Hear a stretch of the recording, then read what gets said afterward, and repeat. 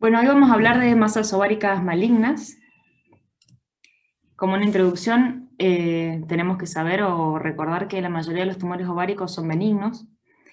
El carcinoma de ovario, que es el principal ovárico, es el segundo cáncer ginecológico después del cáncer de cervix, y se clasifican según su origen histopatológico en 4 grandes grupos. El epitelial, o que depende de células epiteliales, que es el más común; el que se origina de células criminales; el originado en el estroma del cordón sexual; y las metástasis. Otra cosa importante, que más que dar el origen histopatológico, lo que nosotros tenemos que intentar o tratar de realizar como imagenólogos es buscar cuáles son las características malignadas de las imágenes ováricas. Para tener en cuenta los factores de riesgo, más que nada la edad, la obesidad, terapia hormonal, historia familiar de cáncer de ovario, mama o colon, síndromes familiares, los que están asociados a el BRCA, que es el Breast Cancer Antígeno Supresor; el síndrome de Lynch, que es un síndrome que es genético, que tiene una predilección o una predisposición a hacer cáncer, sobre todo de endometrio y colon; y también el tratamiento de fertilidad. Esos son los que están más asociados a el cáncer o al carcinoma de células epiteliales. Y el tabaquismo es el que está más asociado a los tumores de tipo mucinoso. Respecto a los estudios de imagen, todos sabemos que para el estudio ginecológico la primera línea es la ecografía, es lo que nos va a dar acceso, digamos, al estudio de la ginecología. Tenemos que tener en cuenta que el estudio transvaginal es el que nos da mejor resolución espacial, pero que no siempre es suficiente. Por lo tanto, se puede realizar también un estudio transabdominal, que por ahí está limitado por el tamaño de la lesión.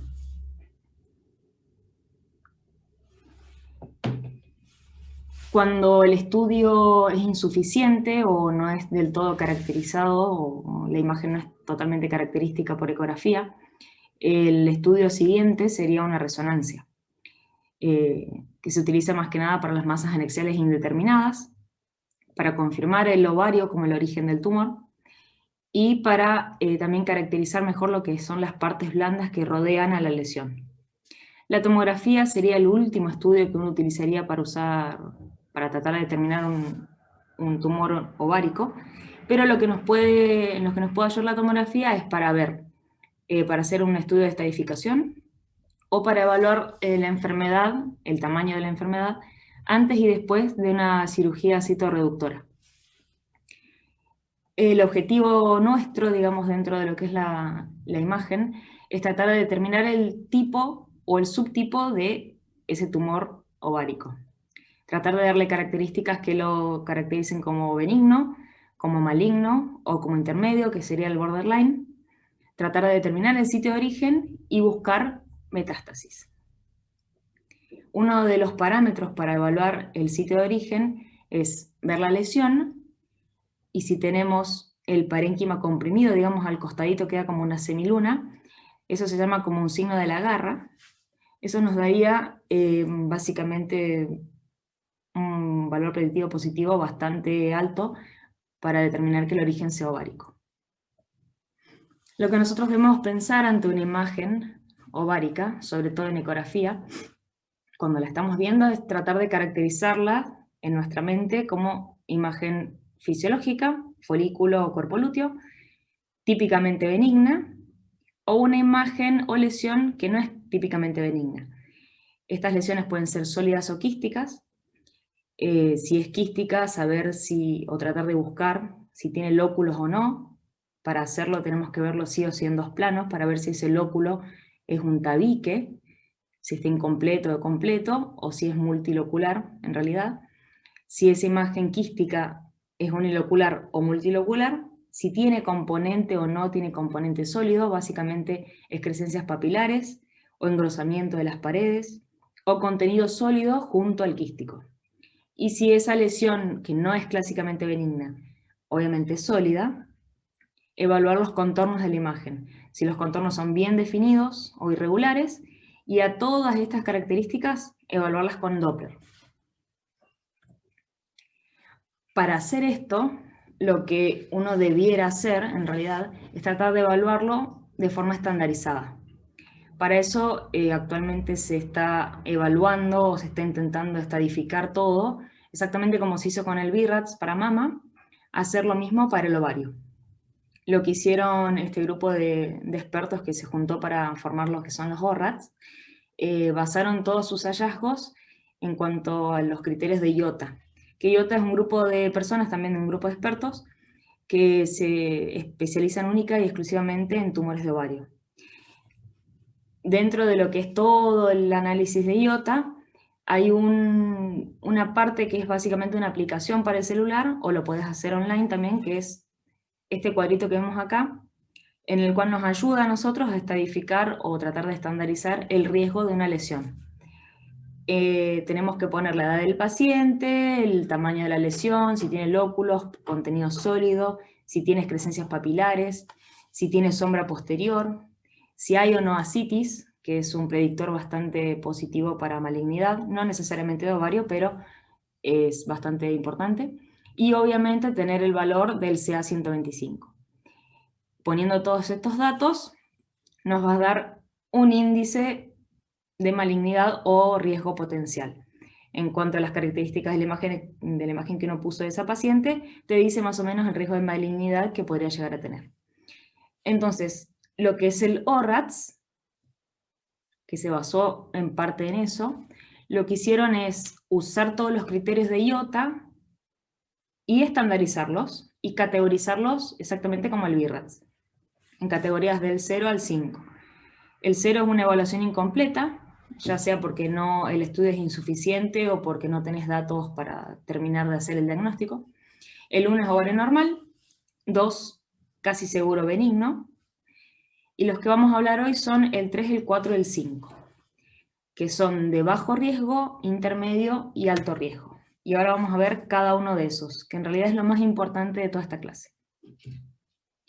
El ORAT 3 son lesiones de bajo riesgo, casi el 90% de estas imágenes son benignas, o sea que tienen un riesgo bastante bajo de malignidad, ¿sí? Y son básicamente estas imágenes, que están escritas en castellano acá a la izquierda, que sería un quiste unilocular, básicamente un quiste de aspecto simple o con tabiques incompletos adentro, qué sé yo, pero es básicamente benigno, pero mide más de 10 centímetros. Un quiste hemorrágico típico, un teratoma o un endometrioma, que son típicamente benignos, pero que miden más de 10 centímetros. Un quiste unilocular de paredes internas irregulares, pero menores a 3 milímetros. Un quiste multilocular de pared fina, que mida menos de 10 centímetros, con Doppler, que puede ser escaso, sutil o moderado. El tabique interno siempre, como les decía recién, hay que verlo completo, y eso significa verlo en dos planos. O una imagen de aspecto sólida, típicamente sólida, o que parezca sólida, que significa que tenga más del 80% del componente de esa imagen, de aspecto sólido, de contornos bien definidos y sin Doppler. El riesgo intermedio tiene aproximadamente entre el 10 y el 50% de riesgo de malignidad. Acá es como que hay un par más de imágenes, ¿sí? Es un quiste multilocular que mida más de 10 centímetros de paredes finas, con escaso o moderado Doppler. Un quiste multilocular de cualquier tamaño, con importante Doppler. O un quiste multilocular de paredes irregulares, que tenga o no tenga septos, de cualquier tamaño y con Doppler.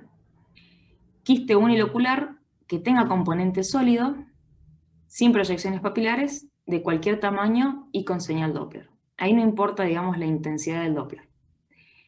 Quiste unilocular con hasta 3 proyecciones papilares, también de cualquier tamaño y con Doppler. Quiste multilocular con componente sólido, de cualquier tamaño, con escaso Doppler. O un tumor sólido, de contornos bien definidos, con Doppler leve a moderado. Fíjense que la presencia o la intensidad del Doppler es muy importante para categorizar entre riesgo bajo, moderado o intermedio. Y por último, el ORAT 5, que serían las imágenes que deberían hacernos sospechar de alto riesgo de malignidad. son los quistes uniloculares con más de 4 proyecciones papilares, el quiste multilocular con componente sólido, con importante Doppler, el tumor sólido de bordes bien definidos, de cualquier tamaño con Doppler intenso, un tumor sólido o que tenga una apariencia sólida, de contornos irregulares, de cualquier tipo de Doppler que tenga, y la presencia de ascitis o implantes peritoneales. Entonces, como para recapitular, acorde a los tipos de imágenes, podemos tener, las que estamos viendo en pantalla ahora son típicamente benignas, ¿sí? La imagen de arriba, el A es un quiste simple, básicamente unilocular. El B es con un tabique incompleto. El C es con una proyección papilar, pero que mide menos de 3 milímetros. El D es un quiste con ecos.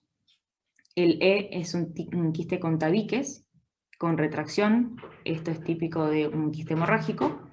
Y el F es una imagen típica o básicamente indicativa de un teratoma, un tumor desmoide. Y después lo que sería, o lo que nos debería indicar más o menos cierto grado de malignidad, ya sea de moderado, intermedio o alto, es una proyección papilar única o múltiple de más de 3 milímetros, que tenga o no tenga Doppler, tabiques con Doppler, multitabicada, con contenido sólido o con componente sólido, y una imagen sólida, hipervascularizada o con mucho Doppler, de contornos difusos o irregulares o de contornos bien definidos. Según el tipo de Doppler que tenga la lesión, uno va a pensar que es más o menos maligna, digamos, ¿sí? El tipo 1, esto es subjetivo, no hay forma de hacerlo objetivo, ¿sí?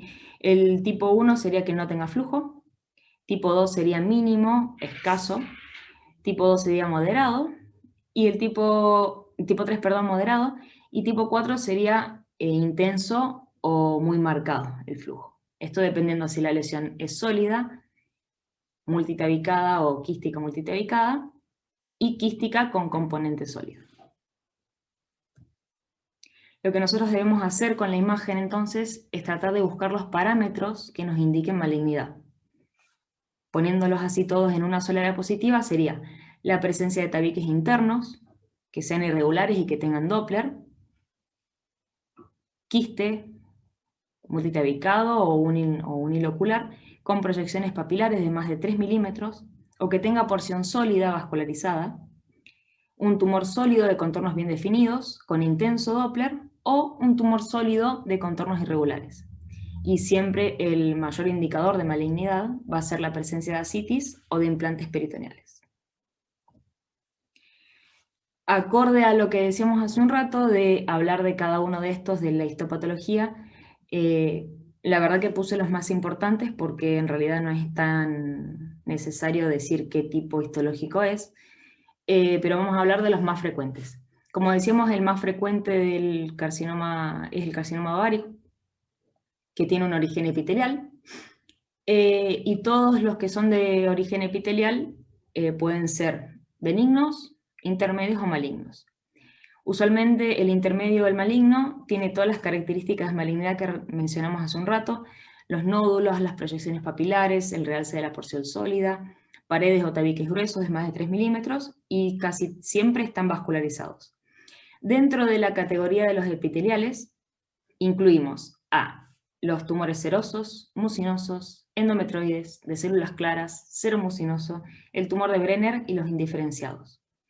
Y también tenemos que tener en cuenta que los tumores malignos se van a subdividir si son de bajo grado o alto grado.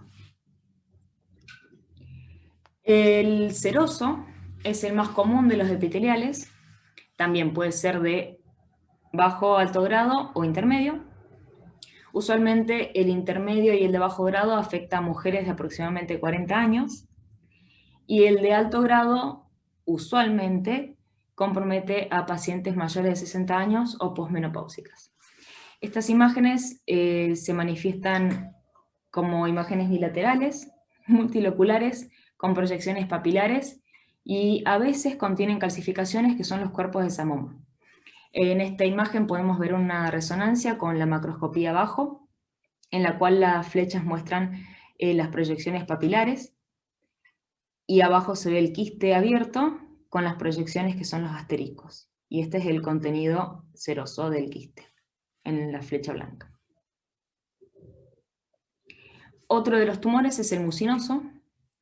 Si es benigno o border, afecta generalmente a mujeres más jóvenes, tiene buen pronóstico y representa aproximadamente el 10 al 15% de los tumores de ovario. El mucinoso maligno es el que peor pronóstico tiene de los cánceres de ovario y afecta usualmente a mujeres mayores de 50 años. Suelen ser unilaterales, multiloculados, confinados al ovario, pero al ser tan grandes, lo que genera la consulta de la paciente es el dolor o la molestia que generan. Tenemos que ver que si la imagen es bilateral, de aspecto mucinoso bilateral y de menor tamaño, que es, usualmente estos miden más o menos 13 centímetros, entre 10 y 13 centímetros. Cuando es bilateral el hallazgo, o es de un solo lado pero de menor tamaño, y tiene características mucinosas, lo que uno debería sospechar es que esto es una metástasis y deberíamos buscar el primario, y el primario usualmente se origina, del sistema gastrointestinal. Acá vemos una tomografía con su macroscopía de un adenocarcinoma mucinoso en una mujer de 63 años. Lo que muestran los redondeles, digamos, los circulitos punteados. No me acuerdo qué eran. Era la porción sólida dentro de la masa y la citis en el asterisco. El tipo endometrioide y de células claras no tiene una apariencia muy específica.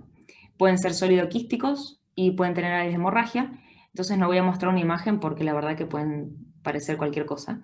Lo que tenemos que tener en cuenta es que el endometrioide y el de células claras son siempre invasivos y malignos. Usualmente son de bajo grado. Aparecen en pacientes alrededor de la quinta década de la vida. Los endometrioides de alto grado son indistinguibles del carcinoma seroso. Asociados a endometriosis, si están en un endometrioma, o sea, si es un tumor ovárico de tipo endometriósico, se puede sospechar porque tiene mucha vascularización en su porción sólida y usualmente se diagnostica en pacientes más grandes de alrededor de 45 años. Acá tenemos una resonancia con su macroscopía en una paciente de 47 años, es un carcinoma endometrioide, que consultaba con dolor pélvico, por dolor pélvico. El grupo de células que depende de las células germinales compromete un grupo heterogéneo de patologías que va desde benigno también hasta maligno. El más frecuente de estos, el más conocido, es el teratoma maduro, que es benigno. Existe también el teratoma inmaduro, que es la versión maligna de este, y afecta usualmente a pacientes más jóvenes. El digerminoma también afecta a pacientes jóvenes, es de rápido crecimiento, está asociado a una elevación de FAL y LDH, y usualmente son sólidos y bastante grandes. Sería como la versión femenina del seminoma testicular. Y por otro lado tenemos el tumor del saco vitelino, o también llamado endodérmico, que son tumores raros y agresivos, también se dan en pacientes jóvenes, tienen un pobre pronóstico y se asocia a un aumento del alfa-fetoproteína. El tumor del saco vitelino se manifiesta como una masa grande de aproximadamente 15 centímetros, es sólido-quística, unilateral y tiene focos de hemorragia o realce. Esos focos de realce se llaman el signo del punto brillante en resonancia y representan las estructuras vasculares que rodean al tumor. Acá tenemos dos ejemplos. A la izquierda un teratoma inmaduro en una paciente de 15 años. Pueden verla en este corte coronal, puede ver la gran masa quística con componente sólido y un centro ahí como de calcificación, que eso es lo bueno de la tomografía, que nos permite ver bien las calcificaciones. Y en la anatomía patológica vemos lo que es la porción sólida y el quiste básicamente sin líquido, todas las paredes replesionadas sobre sí mismas. A la derecha tenemos un tumor del saco vitelino en una paciente de 13 años. que consultaba también por dolor y masa palpable. Tenemos una eco y la resonancia, en la cual podemos ver el componente sólido quístico de la imagen con señal Doppler central y periférica. Y esos son los puntos que decía que eran las estructuras vasculares que son características de este tumor y se pueden ver bien en resonancia, tanto en esta imagen en T2 como acá con contraste. Los tumores del estroma del cordón sexual son los menos frecuentes que los dos grupos anteriores. Suelen ser más benignos que malignos. La mayoría son sólidos, aparecen en pacientes jóvenes y están confinados a los ovarios, lo que les da mejor pronóstico. Las células del cordón primitivo, ya sea de las células de la granulosa y de Sertoli, y las células estromales, que son las de Teca, los fibroblastos y las de Leydig, son las que van a rodear a los ovocitos en el ovario y por lo tanto están involucrados en la producción hormonal.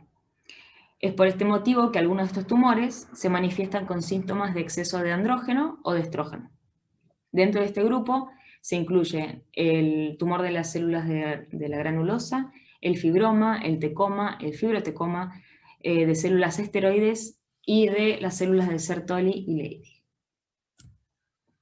Y por último, mencionar las metástasis, como decíamos recién que era parte del grupo de lo que debemos pensar.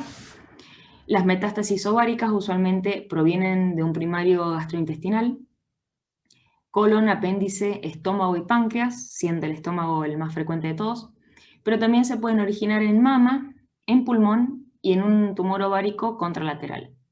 Nuestra tarea como imagenólogos o como radiólogos es diferenciar el primario mucinoso ovárico de las metástasis, porque se ven iguales. Las metástasis son usualmente bilaterales y se parecen al primario, o como todas las metástasis, ¿no? Si esa imagen fuera de un primario gástrico o de mama, pueden ser sólidas, y cuando son colorectales del apéndice o pancreático biliares, son usualmente quísticas. Y lo que nosotros debemos pensar, como les decía recién, es que si vemos masas ováricas bilaterales, menores de 13 centímetros, con realce del componente sólido, deberíamos pensar en una metástasis. Y asociado a eso debemos buscar carcinomatosis peritoneal y ascitis. Una característica, pero no descarta absolutamente nada, es que el CA125 está elevado en el primario ovárico y el antígeno carcino embrionario está elevado en un primario gastrointestinal. Acá tenemos una paciente de 54 años con metástasis ovárica bilateral. En la tomografía se puede ver el útero señalado en la U, la ascitis con la flecha, un ovario más pequeño pero comprometido y el ovario más grande que está adelante, más comprometido también con componente sólido quístico. Y acá podemos ver parte de estructuras vasculares, una porción hemorrágica en el tumor y una porción más como fibrótica o fibroblástica. Y en la microscopía se ve la típica imagen de célula en anillo de sello, que es básicamente lo que te hace el diagnóstico de la metástasis gástrica o del sistema gastrointestinal. Estos tumores usualmente se los conoce como tumores de Krukenberg, porque fue la primera persona que los describió.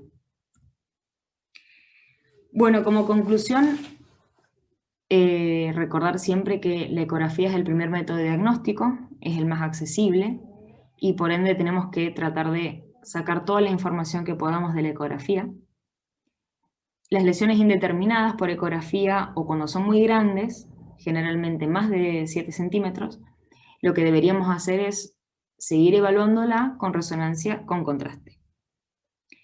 Tenemos que saber que mientras más sólida y más vascularizada sea la lesión, mayor riesgo de malignidad tiene.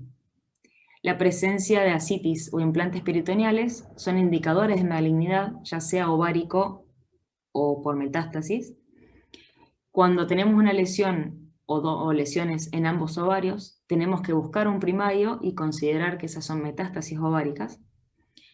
Y una cosa muy importante que está descrito en todo lo que es el ORATS y en el grupo de IOTA, es que no deberíamos describir imágenes de tipo complejo. Eso ya deberíamos dejarlo de usar si lo usamos, no hay que usarlo más, porque lo que tenemos que hacer con la imagen es caracterizarla y describir exactamente qué tiene, cuántas excreciones papilares tiene, cómo son los tabiques, si tiene Doppler o no, qué tipo de Doppler tiene. Y el objetivo de esta clase es que nos quede en claro que nosotros tenemos que buscar el parámetro de malignidad, que como les mencioné hace un rato son un montón, pero haciendo un breve resumen es buscar proyecciones papilares que midan más de 3 milímetros de espesor, buscar septos gruesos o irregulares, que tengan Doppler o un Doppler intenso, y si tenemos una imagen predominantemente sólida, ver si tiene contornos definidos o mal definidos y qué tipo de Doppler tiene. Acá les dejo la bibliografía.